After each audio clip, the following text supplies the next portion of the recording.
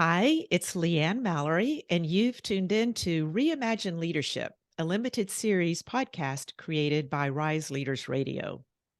The idea of this series is to explore various elements of a leadership program I developed for the Girl Scouts of Northeast Texas. In this series, I cover things from why we did the program and how the program helps achieve the organization's mission and vision, how we selected participants, and then we've got 5 episodes that are really focused on content. And so if you want to listen to more of those, you can wherever you're listening to this, you can listen to the other episodes there as well, and you can also, look at my website. In my view, no leadership program is complete without talking about how we navigate all the demands on our energy, attention, and time. And also, how to help people focus on life and work fulfillment is a top priority for me. Dr. Chris Johnson is the author of The Leadership Pause: Sharpen Your Attention, Deepen Your Presence, and Navigate the Future. She's a psychologist, an executive coach, and very happily, she is also my friend and colleague. It's also Chris's third time to be on this podcast. I've got a multi page PDF download that you can access in the show notes, and it's going to get into much more tactics and things that we won't really dig into in the podcast today. So be sure and look in the show notes for that.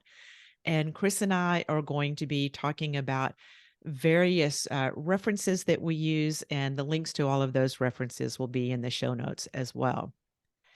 I sure hope you enjoy your time with us and that you take away some actionable ideas. And now over to Chris. Good morning. How are you? Good morning, Leanne. It's lovely to be with you, and I am great today. It's Good. sunny here in Chicago. All is well. Hmm. Nice, nice. Well, yeah, I told you we're in Dallas here, and so we're melting, but not Yes. melting as quickly as some of the other parts of the country, believe it or not. So, Yeah. yeah. So, congratulations again on the leadership pause. I have referred your book to many people. I Mhm. find it so helpful, so pragmatic and practical, and yet with a lot of depth as well. So, really, congratulations. That's a huge, huge piece of work. Yeah. Thanks, Leanne. It actually was. It was, and it was. You learn a lot when you write a book. More than you bargain for. I dare say many authors might feel that way. But it was just the year anniversary last week, so it's really timely that you invited me to come and have a conversation with you. So thanks so much, and I really appreciate you recommending the book to others. So Oh, great. absolutely. So as I was I laying out the content for this podcast, I knew that this content was really important. Mhm. And even though your book is not about, how we navigate the demands of energy, attention, and time, it's not solely about that. But that Right. is definitely a thread that Yes. runs through the book, in my view. And as you hear me say that, it did I get that right? Is that really a thread, or was I just reading in a certain way? No, you are absolutely right. And that is why the leadership pause, sharpen your attention. And Right. it like that's the first little bit of after, the colon of the title. And it does go through the book because and I say this in the book, is that until we actually pause, uh, pause is like the linchpin that allows us to notice where our attention is or isn't. And then everything else that we do in terms of the decisions we make, the connections that we have, the conversations, the ultimate choices about life and business, all of it, I say, comes from this very pivotal, simple, but powerful pause. Mhm. I agree, and, you're reminding me that when we do the work around leading above, below the line and above the line, and Mhm. the leadership, I'm sorry, the empowerment dynamic, and how to move from drama to Mhm. empowerment, that Yeah. we don't make those shifts without Mhm. taking a pause. Yeah. No, we just really don't. So it's a great kind of generative practice, the pause, which Mm, means it could be tiny little bit of a pause in a moment or a breath, or a really long extended pause to reflect on strategy for the next year if you're leading an organization, or strategy for your life and what you want to be up to. So yeah, it's mhm, really essential. And when we it's just too easy to get caught up in being busy and really having our attentions kind of, I speak about this too, like confetti, like, oh, I'm over here, uh-huh. like squirrel, like, oh, Squirrels, squirrel, we're over right. here, right? That whole thing. Yeah, that. Mhm.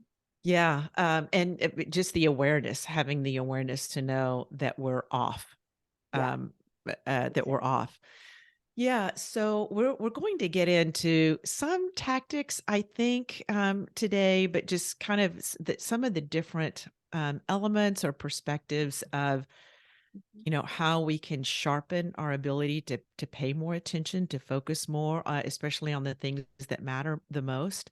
Mhm. I do, what's really important to me, and I think it's important to you as well, is this kind of stepping back and broadening the context from the way that we used to talk about time management and Mhm. productivity and gaining more efficiencies, and cramming, as like, how can we get more done in a day? Mhm. And I'm not saying that those things are bad. We want elements of everything, Yeah. because for most of us, we do have, I'll just speak for myself. I have some additional noise in the system that Mhm. definitely, when I remove that, I'm more focused and the work flows. And so, there may be some tactics and efficiencies, workflow efficiencies, and things that I do to gain that. But what really matters for me is the broader context of, am I leading a fulfilling and meaningful life personally and professionally? I mean, what I just said can sound like it's a personal thing, Mhm. but we're working typically because there's something important to us that we want to help make happen. We're contributing to something larger, and if we lose that as well, we Yeah. can just spin out in doing tasks and to-dos and answering emails and Slacks and Mhm. Teams chats and all of that, and forget the larger context. So that is huge for me. Mhm. And I think it is for you too. So just, I'm gonna Totally. stop blabbing there and see what you have to add to that. Yeah, totally. I totally agree with you. It was probably it was pre-pandemic, 5 or so years ago, I went to Wisdom 2.0. And at that time, I was some of the folks who in technology who are really behind the current technology that is distracting us, right? Mhm. They were talking about how the algorithms are designed to keep us distracted on particular sites to purchase things, and they're not really designed to help us um, settle into ourselves or to what's important. And so our brains do get a dopamine hit every time, like, oh, that's interesting, I'll go buy those red shoes that I thought I wanted, or there's another book in my queue, I probably have to have it today or Yeah. tomorrow. And in fact, no, not so much, but it's really seductive to get caught up in all of that. And so that bit that comes at you or me or any of our listeners here today, it comes at us personally, is against the backdrop of some of the stats I talk about in my book. Like, did you know this? Like in 2000, like this was amazing when I was doing the research. And some people who are in technology probably knew this, but many of us did not. Um, 2007, Apple introduced the iPhone. And by 2011, with the rise of big data, as Americans anyway, we took in 5 times more information, like it was coming in at us. And it's the equivalent of 174 stacked newspapers. We're getting that every day. And Mhm. because we can only process at about 120 bits per second, it's like there's just this coming in all the Yeah. time that, and there's no way we can digest all of it. So what that means is we either get seduced and hooked, we learn how to totally shut it off, which none of us can afford to really do, or we would not be able to Mhm. function. So what do we do in between? So I love the title of my book, but I love what you said in the introduction, which is really, how do we navigate all of this? Mhm. How do we come to this with some freshness that's like, well, I can't shut it down. I don't want to be overwhelmed. What's in the middle? How do Mhm. we work there? So that those are kind of my initial thoughts. What do you think? I agree. And, one of the things that I thought today is we could even just, if nothing else, just reference some of the people at this point in time. I Mhm. think that the movie The Social Dilemma, the documentary, came out a few years ago. Yeah. And Tristan Harris was doing a lot of the research. He was formerly with Google. And Mhm. these are mighty forces They that are. we are contending with, and That's so right. it could be easy to say, "Just don't pay attention to that," but it's really hard not to, and so we have to really just be super aware and, mindful of how much time that we're giving to Yeah. these other things because I mean, and I am just as guilty as anyone else. Open up my phone. I'll open Mhm. up my phone for one thing, and I have type 1 diabetes, and so I'll open my phone to check my blood sugar, Mhm. and I'm on Instagram, and I forgot to check my blood sugar, and 30 Ah! minutes has gone by, you know? And so even when Mhm. we know it's the forces are there, Yeah, yeah, and so we have this constant distraction. We yeah. have a ton more information coming in, and I Mhm. like information. I Mhm. consume a lot of information, but it's Yeah, too much. yeah. Like it is just too much for me to integrate and really to Mhm. do something with. So just That's learning right. to manage that. In your in the opening chapter of your book, you cite some statistics of like Mhm. how many times the average worker gets interrupted in a day. So just, go through some of those statistics. Yeah. So with all that incoming in these statistics, now the book has been a year, it was a year in the making, so they might be even a little dated today, but we're interrupted on average 7 times an hour. 7 times an hour. So in your average day, that's 56 interruptions. And they come in lots of forms. Like we have email coming in, we might get text messages, we might get some calls. And what the folks in this piece that I cite here are talking about, 80% of all that is considered trivial. So it's Mm, like if it's trivial, that means I don't really have to pay attention. It's not really useful to the task at hand or the concern I have or the project that I'm working on. And so what we end up doing net is we waste slightly over 2 hours a day just with the, how do you say, like the side effects of our mm. technology, right? Tristan Harris is the one that I heard at Wisdom Oh, 2.0, okay. and he had some ideas about what we can do. And we could chat a little bit about some of those. But if you think about, so 2 hours a day times 5 days a week, that's 10 hours a week that we're wasting. So that's 40 hours a month.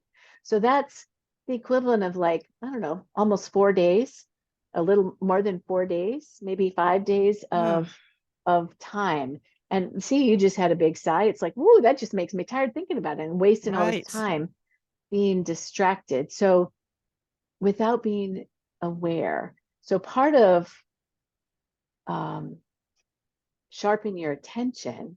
And part of why I wrote the pause, I say this in the book, I've said it here with you. I needed to read the bloody thing because I too am susceptible, just like everybody else. We're swimming in this sort of information overload. And so we Mhm, end up kind of hovering, trying to notice what really is important.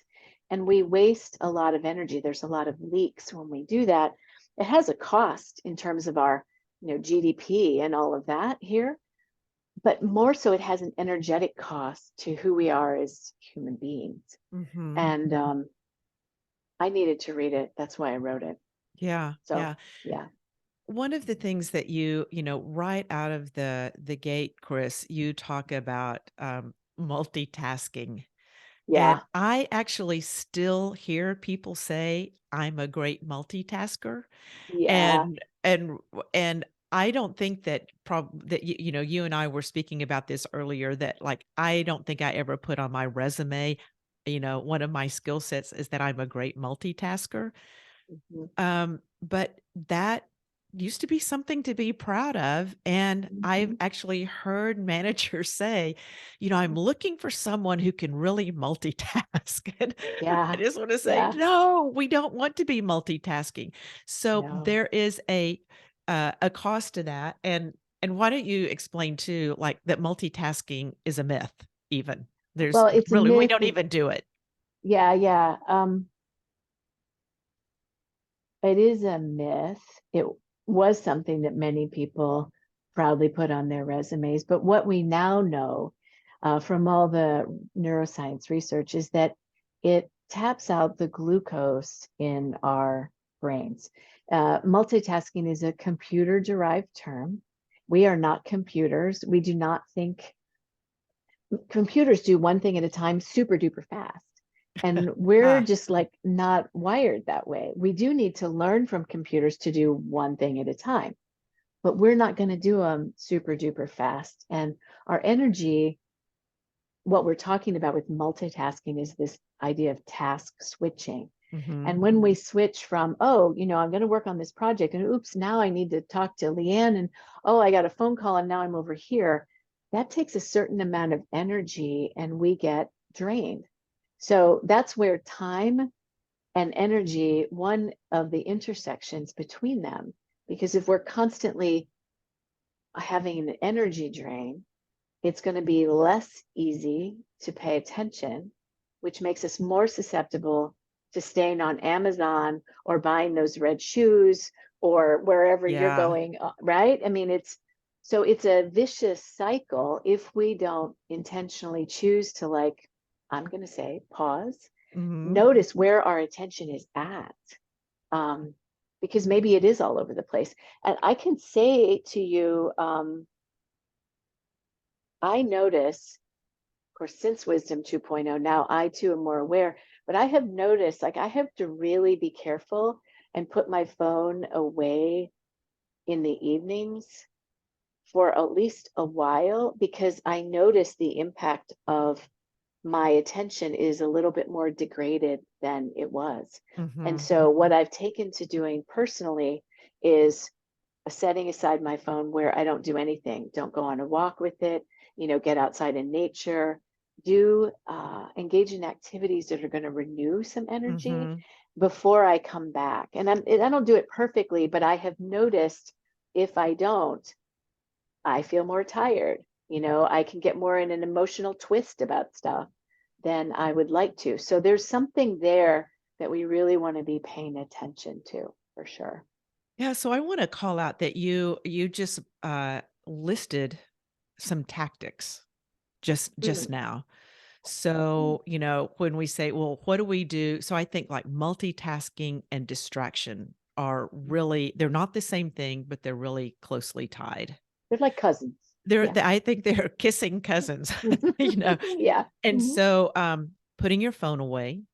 mhm, And some people will say even, like, only allowing yourself a certain amount of time on social media because like you're saying, our energy and our attention is being drawn down and degraded, as you said, as yeah. we're having this continuous partial attention on several different things. It takes a lot of energy. Our brain is a big glucose Mhm. hog. And I Glucose and don't think that oxygen. yeah, I Mhm. don't think that we wanna get in the habit of, like, eating more glucose so we can feed our brain, and it doesn't No, work that way anyway. right. So putting your phone away Mhm, and doing other things, like being really intentional. So if we go back to, as we were talking about, the context, mhm, if we have a larger context in our life, like, what do I wanna contribute? And when I marry, we were talking earlier about Oliver Berkman. You and I Mhm, both really have gained a lot from Oliver Berkman's book, 4,000 Weeks, and we'll talk about that in a minute. mhm. But, combining Oliver Berkman's, the great teachings in that book with also James Clear and Atomic Habits, Yep. where he really introduced me in that book to, what he says, what he pays attention to is who is the person that I want to be Yes. and what is the impact that I want to make. Yes. And again, that's a big overarching concept. But if we have that front and Mhm, center, mhm. and then we can say, well, how is this surfing, or scrolling contributing to that? Yeah. And I think that we often start, get onto social media because we're taking a break. We want to take a Yeah. break. Yeah. I At think for least that's what most we tell ourselves. that's what we tell ourselves, and we think, "Oh, I just wanna, get on Facebook real quick and check in with my family, see how's everyone's doing," and that's great, but that Mhm. it doesn't typically end there, then we kinda go into this black hole, and I Yeah. think this is my case anyway, and I think it's the Mhm, case for a lot of people that if I were to when I'm finished scrolling mhm. and the hour has passed by, if I ask myself honestly and truly answer, do I feel regenerated? Do I feel refreshed and renewed? Do I feel better? Mhm. Was that a good use of my time? Did it work? Did my strategy of, I just need some downtime and Mhm. I'll get renewed? That's not for me that doesn't do it. And I don't think it does it for most people either. Right. Well, you mentioned Oliver Berkman. Uh-huh. Everybody listening here should go hang out and read that book or listen to Yep, it. for sure. One of the things that captured me about what he very humorously articulates is in the time before clocks, like in the kind of middle of or around about 1775, right? Before then, as human beings, we were much more attuned to the rhythms of Mm, life. So we got up with the sun, we went to bed when the sun went down. There was a certain sort of rhythmic way that our bodies as animals were tuned into. And I think largely we've lost that unless we're very, very intentional. So when I think I'm going to take a break with my phone and scroll through something just for 10 minutes and then it's 30, and before you know it, it's an hour, your question's great to ask because do I feel renewed? Probably not mostly, but if I were to take a walk, if I were to get up and literally move my body, if I were to go mhm. sit out on the patio or wherever one sits to get some sun, where I'm a little bit more, my body is getting some regeneration and vitamin D from the sun. That's when we're going to get some rejuvenation and renewal. And I think it's very seductive. I'm seduced as well, but very seductive. And we use a lot of rationale to say, oh, this will be okay.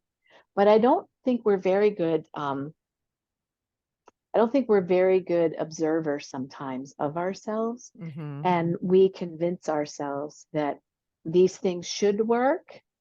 So therefore they will work. So I keep doing them in the face of actually when I'm on the computer all day or on my devices, I'm actually really tired at the end of the Yeah. day. Right. I don't think we listen to that. I think we override it a lot. Mhm. Um, so yeah. And when we do that, I was also thinking when you were asking, if anybody watches the news or TV or something, you'll see all these commercials for, I don't know, Nariva and things like that are to enhance memory as we get older and all that sort of stuff. And I'm like, hogwash. I don't need to spend money to do that. I just need to stay off of my devices so much Yeah. because when we're on them, they degrade our memory. We don't have as much capacity. We make more mistakes when we're multitasking after we've been on. It actually reduces our IQ and our EQ. Uh-huh. All we need to, it doesn't cost anything to put the bloody thing down. Yep. And That's we didn't mention as we were talking about task switching that when we get interrupted, it mhm, takes 20, 25 minutes for us Yeah. to get back on task. So we don't just like have the interruption and then go right back to work. And so Correct. I know that you mentioned this in your book and Yeah. like using like the Pomodoro technique. Yes. And so another tactic is really committing to a period of time Yeah. and shutting down all, putting the devices away, shutting down your notifications, which is another great tactic because Yep. every time a notification comes up, it grabs our attention and Mhm. we look the other way. And Mhm. then we have to come back to what we were doing. Even if it's Yeah, a nanosecond, it interrupts that flow. I don't think it we can does. get in flow at all and really Yeah, do that deep creative work unless we are undistracted. I think that's right. And actually mentioning the Pomodoro technique, for those who don't know, it was a really simple technique devised by a college student at the time where he would use a timer in the form of a tomato, which is Pomodoro apparently in Italian, and set a timer for 25 minutes, take a 15-minute break, get up and move, and start again. I used that technique when I wrote the book because Uh-huh. one of the things that it does, something like that, is it bookends our time and it bookends our attention. So marrying that with, I'm going to shut off my notifications. So now it's like free and clear, like, oh, here we go. We can, now I can focus. And it was a super helpful thing to do. Now, there's also, um, there was an article written about 10 years ago. It showed up in the New York Times. It's called No Time to Think. And the writer of that, Kate Murphy, talked about, like, was really curious about like why we're always in our phones and in our devices. And she talked to psychologists who did a bunch of research around this. And the net result was that our capacity to be alone with our own thinking, you're talking about doing deep work, but some Mhm. of us aren't as inclined to doing deep work because her research that she reported on is most of us have an outside capacity of about 15 minutes to be left with our own minds, and we start to create ways to distract. And Mhm. so the piece that struck me about that was A, the 15 minutes tops, and B, the reason that she concluded, and I tend to agree with her, she concluded that because of how we're uh, wired, so to speak, as biological beings, we tend to look for all the stuff that isn't working. um, and we start to think about, like, now I'm wondering about my relationship with Leanne, and she made that comment, and now I'm really nervous. Or how's the state of my portfolio? And we start to look for things that aren't going well because we Mm. want to be effective. We want to add value. We want to be able to say that something's important. And so we look for it by looking for what's not great. So we Uh-huh. then can fill in the gaps and we can problem solve instead of, oh, well, what if I just got comfortable hanging out in there with myself and watching thoughts go by? Because thoughts are not necessarily true because we have them. They're part of the Thank God. perception. Thank God, right? I mean, they come up, there's like a constant flow of thoughts all day long, and we can start to step back and observe them. And some of them are worth paying attention to. A lot of it's just drivel and, goes right through. So if, and that's where the pause comes in, because if I can pause Mhm. long enough to like just notice thoughts, notice where I get distracted, notice, to your point, what's really important here, what do I Mhm. care about, and what is the difference I really want to make, who do I want to be? Those questions are a little scary for some of us Mhm. because maybe I don't know, or Yeah. I think it's too big, or I'm uncomfortable, right? So You're reminding me of that. There's a quote in your book about mm, something about, tell me to what you pay attention. Do you have that yeah, quote handy? I do. I love this quote. So this is the, right as I'm talking about the pause in chapter 2. This is Jose Ortega y Gasset. He's a Spanish philosopher. This is great quote. Tell me what you, excuse me, tell me to what you pay attention, and I will tell you who you are. Ugh. Tell me to what you pay attention, and I will tell you who you are. Very powerful. It's Very I powerful. just I got chills the first time I read that, Mhm. and I just got Yeah, chills again, and I yeah, think it is appropriate in all aspects of life. You know, how do I how do I pay attention to my community, to my family, to, to my coworkers, the people who I've made commitments to? right, right. It's all or am I focusing on distractions? Am I letting my mind get carried away? Which is reminding me too, Chris, of we were having a conversation earlier as well about how um, how easily not just we can get distracted by like social media, which we talked about, but things that we can take care of quickly. So you were talking about, like our mind searches for problems that we can solve, or are there any gaps out there? And I was just in a conversation yesterday with a group of people, and with, a woman who's a CTO was Mhm. talking about how she was getting caught writing code. And, she is a CTO. She Mhm. is not supposed to be like writing Code, code. code. Mhm. Her value is strategic. Yeah. And the another person in our meeting said, "Well, you know what? I kind of like writing code too." And he's a CEO of his company. And Mhm. there is this draw, I think, this kind of dopamine hit when we Mhm. can um, Yeah.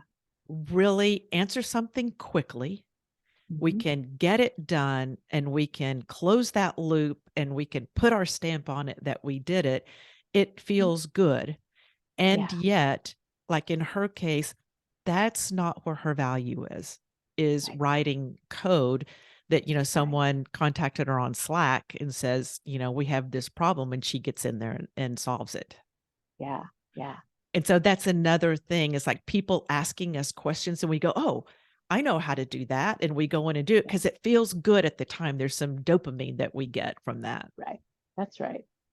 That's right. And I was chatting with a healthcare executive just a couple of days ago, and we were talking about the stress in the larger umbrella of healthcare and well-being. Mm, And he gave an example about some doctors and nurses and healthcare folks who are working 10 and 12 and 14 hours a day, and they're really being busy and they're doing all the busy stuff, and maybe they're writing code too, or maybe they're operating, I don't know. But what's happening is that they're busy, busy, busy, so they feel like they're accomplishing something. But mhm, A, are they really accomplishing maybe what's strategically in the organization? But B, they feel valued, right? And mhm, so this whole thing about Kate Murphy that I just mentioned about no time to think, like if I slow down and I really can hang out here with myself and notice distractions but not get caught by them, am I offering value? Like, who am I as a leader, as a human being? Are my behaviors in sync and congruent with what I say I value? Or am I just doing busy work to do busy work so I feel mhm. really good? Um, but maybe I'm off. Maybe I'm incongruent, out of integrity with what I say I really care about. So there's a lot of opportunity here for us to step back and get aligned so that, as you started out today, you talked about wanting to live your best life. And I dare say most of us would say, yeah, of course I want to live my best Mhm. life. But what is that for each and every one of us? And are we giving ourselves, are we taking the time and the intention and our energy to really get clear about this is what's important? This is how I know I'm on purpose. How do I start to say yes to what I need to say yes to, and no to what I need to say no to? And I Mhm. will never, and you will never do that if you don't pause and start to notice like where we're getting distracted. It just won't happen. Yeah, yeah. Yeah, so much there. And one of the things that I'm reminded of in our conversation here is that we can think of like time management, productivity, all of these things, navigating the demands Yeah. as all you have to do is X. But what you just pointed to is that there's often something underneath something else that sounds so simple. Yeah. Just pause and don't do those things. You're really spinning your wheels. You're in a reactive mode. But when being still and being quiet is Yeah. scary, then it makes sense that we Hmm. would stay in that reactive kind of hyper vigilant mode. And so it's not just a tactic. No. If you have a hard time doing something, it's not sticking, you keep going back to your old ways, I think it's time to really consider, what am I getting out of that activity, that Mhm. reactivity that I keep myself in? It's serving something. That's right. And on the other side of that, is there something that I'm not wanting to face? And you talk a Yeah. lot about turning and facing Facing. what is what feels scary instead of staying busy and not facing that. Yeah. And it's hard to do in the sense that I think, the glossy pictures of faraway beaches or really beautiful mountains or somebody trekking, these are at least the ones that work for me. It's like, oh, Like, that would whose be list is so, that? It's your oh, list. it's my list. I mean, those kinds of things like, oh, that would be so relaxing and so great. And that's what I want. But in the here and now, in my office, I'm not on a beach or a mountain or any of that. And so in the moment, there's an opportunity to really lean in. It's like, well, what is really, really important? What really will renew us? What really matters? And we have a very short life. Oliver Berkman taught, I mean, we have a very Yeah, short life, and it's seductive to think, well, we have more time. And the reality is, well, maybe not. Like, so why not chop chop? Let's do it today. Do it today, meaning fully show up, fully show up. to fully show up. And that means we have to learn to say no to some things. Um, he makes a great point, Oliver Berkman, about, we're not going to really get to everything. It's just really not going to happen. Yep. And he's funny too. So it was delightful to read because you know what? He mentions in the book, I'll just say this, I was so chuckling to myself when I read this. So now when you start thinking about like kind of first world problems, now you want to go take Chinese lessons, and I want to go to Thailand, and I really want to hike the Himalayas, Right. and want to visit South America. And it's like, so then we create more stuff to do Yeah. that's not bad, but then it also takes our attention, and then we're running ourselves ragged instead of like maybe sitting on the porch and taking a moment to get some clarity around, how do I want to use this life energy Yeah. Yeah. I've been with. I love the title of his book, 4,000 Weeks Time Management for Mortals. Yeah. And 4,000 weeks is roughly the amount of time that most humans live. Mhm. Okay. And so that ends up being somewhere around 77 years. So Mhm. many people will live longer than that. Many people will not live that long. Mhm. And so when I do this in a workshop, and then I say, okay, we have 4,000, let's just say that we have 4,000 weeks. I calculated mine, and mine's like, I'm at like week 3,140. Mhm. That is sobering. Oh, it's very sobering. And It's like, so I holy, just yeah, and so I see, okay, these are the weeks that I have left. What do I wanna do with that? yeah, And the other point that I make is you will never get everything done. no, No matter how efficient you are or how productive you are, there will be more things on your list yes. than you will accomplish. So give it up.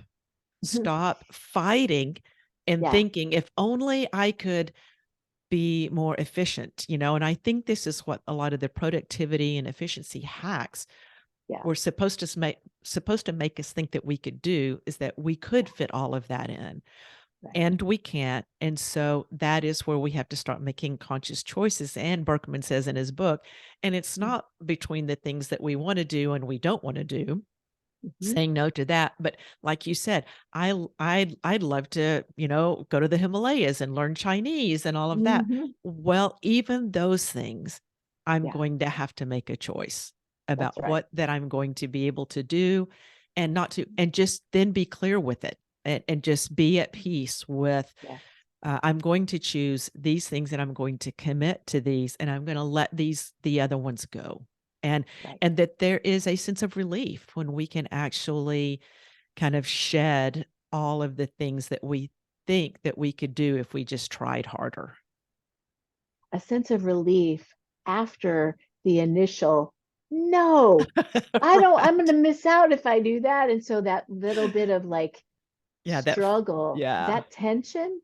And by the way, it's really important to know that that tension is baked in, and it's not, there's not something wrong with any of us because we feel that tension. Mhm. It's inherent in being alive today in the 21st century. And so, to your point, like, oh, yeah, after I get that I'm probably not going to be able to travel to wherever or learn Chinese and I can drop it, then maybe the relief. I think Yeah. initially we fight with ourselves a lot. And at least I know I find myself confronted with that. Like, Yeah. oh, yeah, for sure. And Yeah. one other thing I wanted to say, can we talk a little bit about energy leaks? Please, yes, that's a big part of your book and what I really think you bring to the table. So, yeah, let's hear it. Yeah. Where do we leak our energy?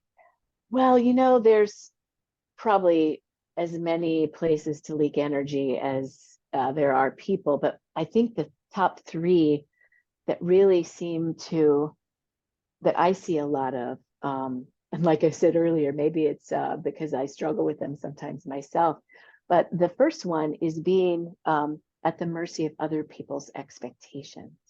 So Mm, we could see this in a large scale in an organization. Maybe they're at the expectations of their shareholders, right? We could see mm, it at that level.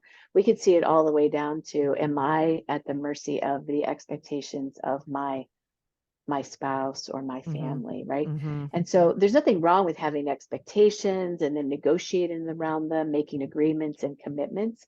But it's when we're at the mercy, like read unconscious, out of awareness, we haven't paused. So we're reacting to mm, other people's expectations as if they're more important than our felt sense of congruence with what's important to us. mm, So closing the leak around other people's expectations is really tuning into like what are our own? mm, What are our own expectations? What really matters to Leanne Mallory or Chris Johnson or any of the leaders, right? So there's that.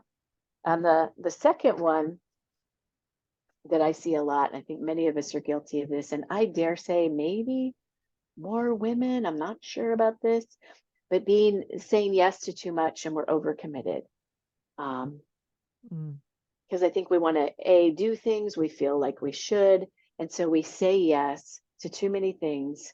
We end up canceling or staying up all night, depleting our energy. So learning to say uh, no. So the power of the positive no is you and yep, I know, like, how do we? What's the deeper yes, then the no, and then the bigger yes that's external, like that manifests in how we mhm, show up in the world. So that's the second one. And then the third one is just folks going home and worrying, like, how's it all going? Maybe I should do more. Uh, Wondering if I've done enough. mm, That's kind of a chronic, this idea of enoughness. Have I done enough? Am I enough? What will be enough? And so putting that to bed by actively choosing ourselves in the moment and to get going. So this is where some tactics of prioritizing would come in, like mhm, for each week or each day, what are the top two or three priorities, and zeroing in on those. Because we could do all kinds of stuff all day long, but are we doing the right stuff, right? So those are three ways. And when we leak all that energy, it leaks from the brain. So oxygen, glucose gets overused, and all the negative things, that negative like health outputs that come Mhm. from not having good energy start to show up over time, especially as all of us, with any luck, are continuing to live into our 4,000 weeks, Yeah, right? right, right. Mhm. And Chris, you named those 3 energy leaks, and as I was listening, I can start feeling in my body Uh-huh. what it feels like when I'm in any of those, and there is a little like, worry feels Uh-huh. different than, overcommitment feels Uh-huh. different than other people's expectations, and I Uh-huh. think that and your this is a big, body of work for you as well, this Mhm. idea of presence and somatics or embodiment and Yeah, knowing our clues when we're leaking energy. How absolutely. do we know? Uh-huh. And I mentioned earlier that, I open up my phone sometimes to see what my blood sugar is. Mhm. And what's fascinating too is that particularly when I worry, Uh-huh. we get more cortisol in Mhm. our system. Yeah. And sometimes I don't recognize that I'm worried or stressed about something, but my blood sugar will tell me every time. Ooh. So Mhm. even though we may not be noticing it, it's registering in our body is Mhm. our body knows, and it's having an Absolutely. impact on our body. You said, our brain gets emptied of glucose and Right. oxygen, but also the stress hormones, Oh, that cause inflammation and some of the other diseases, those are high. And yeah. then, when I go back to my situation, I can go back and, I look at my phone, I'm like, "Oh, that my blood sugar is high, but it shouldn't Mhm. be." Oh, this is my lack of sleep and worrying showing up. And then Mhm. I start tuning into, oh, and I can feel that jittery feeling in my stomach, or I Yeah. can feel that my jaw is tight. But Uh-huh. with all of the energy leaks, or maybe all of these things, there's something in our body that Mhm. also is giving us clues that Yeah. is really worthwhile to pay attention to. Absolutely. And so when I was writing the book, and you and I share this love of and acknowledgement of the power of embodied awareness, uh, because we're not, as a culture, necessarily attuned to the practice of tuning into the body, Hmm. for the cues and the clues that would let us know that we're off from a biological perspective, or that we're off from an emotional perspective, or that we're off in the actions that we're taking. So, all of us, and again, goes back to this very simple pause. If I pause and notice, oh, I'm feeling that jittery bit inside my stomach. Maybe I'd better check my sugar levels, Leanne says, right? Yeah. And so for each of us, if we're willing to start to get curious and learn about our own biological system, we will find that we have things, right? So Hmm. last week, I woke up a couple mornings really early with all this little monkey chatter. I was worrying in my sleep, and I wake up and it affects my mood, and I'm like feeling a little wound up. I had a full night's sleep. So what's this about? So instead of just overriding it, or you overriding the stomach, which is what most of us tend to do, we override. If we could just pause there and like, oh, this is a signal of some sort that I need to pay attention to, whether it's blood sugar or a little bit of strange, like I'm a Hmm. little worried. Those are clues, and they're accessible to us when we pause. And then they'll help inform what choices we make, what's really Yeah. important. Yeah. Yeah. I want to take the opportunity right now and talk about, we've listed some kind of tactical things, putting your phones away, Mhm. um, focusing, doing daily and weekly focusing, where you identify the top 3 goals, using the Uh-huh. Pomodoro technique, those kinds of things. Yeah. There are also what I call meta practices, and you're pointing to some of those now. So, the meta practices for well being and especially our ability to manage our energy and attention, not so much time, Mhm. but is, are we getting enough sleep? Are Yeah. we waking up resourced? Are we Mhm. eating food Mhm. that is moves us forward? It doesn't cause inflammation. It's a good, clean source of energy. Are Yeah. we moving? You talked about walking around the block. And we don't have to Mhm. have a big exercise routine, but are we Mhm. moving? And Yeah. then the final one is breath. I'm getting this particular list from the Be Well, Mhm. Lead Well Pulse Yeah. well-being assessment. Mhm. And as you know, when you were talking about, we're talking about cues and clues of when Mhm. we're leaking energy or we may be worried. The breath is Oh. so key, Mhm. especially I was wound up this morning. And so Mhm. as I was doing my meditation practice, I was really focusing on those longer exhales, Yeah. really Yeah. good deep inhales and longer Mhm. exhales. So Mhm. we have some pretty simple things that don't cost a lot of money. Uh-huh. If we'll do Yeah. those, some of those meta practices, Yeah. we're more resourced and we show up more able to take the pause and make different decisions if we need to. Absolutely. That is absolutely the case. It's really quite simple. And what we're But not confronted. easy. No, it's simple but not easy, and it takes a conscious choice to say, I'm gonna get curious and then I'm gonna take action here.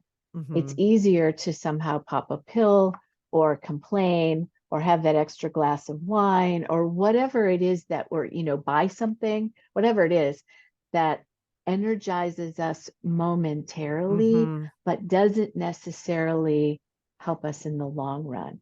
And Yeah. so, one of the other things I'll be brief here is one of the things I've been chatting with people about here on the heels of the pandemic kind of ending and things are shifting, and now we're in a whole new world is this notion of decision fatigue. Many Mm. leaders are like, oh my gosh, this is a big thing. And so when we have decision fatigue, it's because we've run out of energy. It's like the gas tank is empty, but we're still tasked with making decisions.